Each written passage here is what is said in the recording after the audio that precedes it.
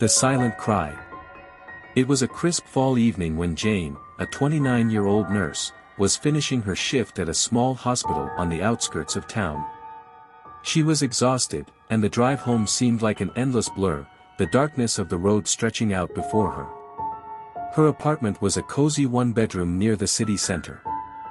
As she unlocked the door and stepped inside, she noticed something strange. The air was unnaturally cold, like a chill she hadn't noticed before. She shrugged it off, thinking maybe the heating system had malfunctioned, and made her way to the living room. But then, she heard it. A faint sound, like a child crying. It was distant, muffled, almost as if coming from the walls themselves. Jane froze. She was alone, and she knew for sure she wasn't hearing things. The sound was real. It was soft but steady, like someone in agony. Her heart raced.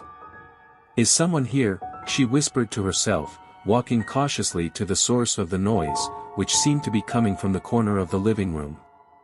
The closer she got, the louder the cry became, pulling her closer into a strange trance. Suddenly, she stopped. There, in the corner, was something that made her blood run cold. A large, antique mirror she had never seen before stood against the wall. It wasn't hers. The crying grew louder, more desperate. She stared at the mirror, a wave of dread washing over her. Without thinking, she reached for the mirror. As soon as her fingers brushed its cool surface, the crying stopped. Then, she saw it. Her own reflection, standing in the mirror, but it wasn't her. A twisted version of herself stood there, its face contorted in silent terror, hands pressed against the glass, trying to reach her.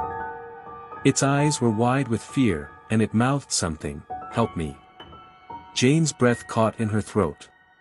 She stumbled back, the mirror still showing the reflection of her haunted self. Panicking, she yanked the mirror from the wall. As she did, the image in the glass twisted violently.